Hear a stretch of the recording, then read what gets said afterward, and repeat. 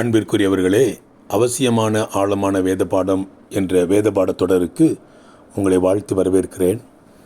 நாம் கிறிஸ்துவுக்குள் யாராக இருக்கிறோம் என்பதை அறிந்து கொள்வதில்தான் கிறிஸ்தவ வெற்றி வாழ்க்கை அமைகிறது. அதை அறிந்து கொள்வதும் அனுபவிப்பதும் தான் இந்த வேத பாடத் தொடரின் நோக்கமாகும். புதிய மனிதன் அல்லது புதிய சிருஷ்டிப்பை குறித்து நாம் படித்து கொண்டிருக்கிறோம்.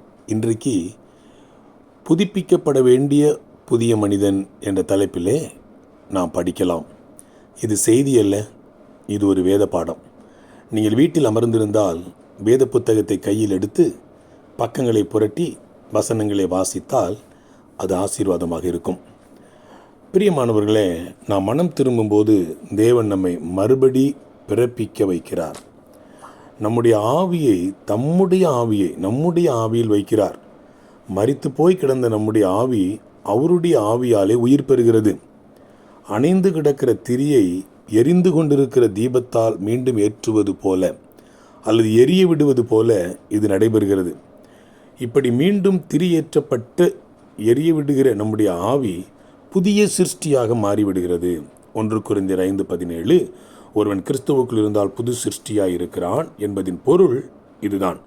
மாம்சமும் மனசும் புதிதாகவில்லை, ஆனால் ஆவி புதிய சிருஷ்டியாக மாறிவிட்டது. புதிதாக்கப்பட்ட நம்முடைய ஆவி ஒவ்வொரு நாளும் புதுப்பிக்கப்பட வேண்டும். இதுவே இந்த பாடம். கொலோசையர் 3:9-10 வசனங்களை வாசிக்கிறேன். ஒருவருக்கொருவர் பொய் சொல்லாதிருங்கள், பழைய மனுஷனையும் அவன் செய்கைகளையும் களைந்து போட்டு தன்னை சிருஷ்டித்தவருடைய சாயலுக்கு ஒப்பாய் பூரண அறிவடையும்படி புதிதாக்கப்பட்ட புதிய மனிதனை தரித்து கொண்டிருக்கிறீர்களே. இந்த வசனங்கள் சொல்லும் உண்மை என்ன? ஒரு மனிதன் புது மனிதனாக சிருஷ்டிக்கப்பட்டால் தன்னை சிருஷ்டித்தவருடைய சாயலுக்கு ஒப்பாக பூரண அறிவடையும்படிக்கே என்ற உண்மையை நாம் பார்க்கிறோம். ஆக ஒரு மனிதன் புது மனிதனாகும்போது அதனுடைய நோக்கம் என்ன? பூரண அறிவடையும்படிக்கு. இந்த பூரண அறிவு மந்திரத்தில் மாங்காய் பழுப்பது போல ஒரே நாளில் நடந்துவிடும் செயல் அல்ல. நம்முடைய புதுப்பிக்கப்பட்ட ஆவி கொஞ்சம் கொஞ்சமாக சிருஷ்டித்தவருடைய சாயலுக்கொப்பாக புதுப்பிக்கப்பட்டு கொண்டே வர வேண்டும். 2 பேதுரு 3:18 வசனத்தில் நம்முடைய கர்த்தரும் இரட்சகருமாகிய இயேசு கிறிஸ்துவின் கிருபையிலும் அவரை அறிகிற அறிவிலும் வளருங்கள் என்று வாசிக்கிறோம். புதிதாக்கப்பட்ட ஆவி இயேசு கிறிஸ்துவை அறிகிற அறிவில் வளர வேண்டும்.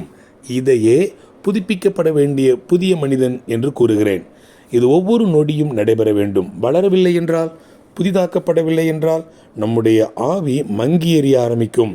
உலக கவலை, ஐஸ்வர்ய மயக்கம், மாம்ச இச்சை, பண ஆசை போன்ற பலவிதமான தீமைகள் புதிதாக்கப்பட்ட நம்முடைய ஆவியை அவித்து போட வாய்ப்பு உள்ளது. எனவேதான் 1 தெசலோனிக்கேயர் 5:19 வசனத்திலே ஆவியை அவித்து போடாதிருங்கள் என்று வாசிக்கலாம். துணிகரமான பாவத்துக்கு நம்மை நாமே ஒப்புக்கொடாமல் பொல்லாங்காய் தோன்றுகிற எல்லாவற்றையும் விட்டு விலக வேண்டும். எபேசியர் 4:11 வசனத்திலே நாம் அனைவரும் தேவனுடைய குமாரனை பற்றும் விசுவாசத்திலும் அறிவிலும் ஒருமனப்பட்டவர்களாகி கிறிஸ்துவனுடைய நிறைவான வளர்ச்சியின் அளவுக்கு தக்க பூரண புருஷராகும் வரைக்கும் என்று வாசிக்கலாம்.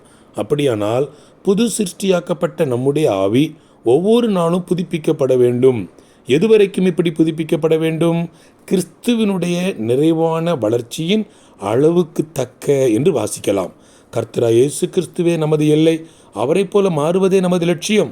அதுவரையிலும் நாம் புதுப்பிக்கப்பட்டு கொண்டே இருக்க வேண்டும். புதிய சிருஷ்டியாகிய நம்முடைய ஆவி புதுப்பிக்கப்படுவது நம்முடைய மனம் மறுரூபமாகிறது என்று வாசிக்கலாம். புதிய சிருஷ்டியாகிய அல்லது ரட்சிக்கப்பட்ட ஒரு மனிதன் புது சிருஷ்டியாக சிருஷ்டிக்கப்படுகிறான். இவன் தினந்தோறும் புதுப்பிக்கப்பட வேண்டியவனாகவும் இருக்கிறான் என்பது.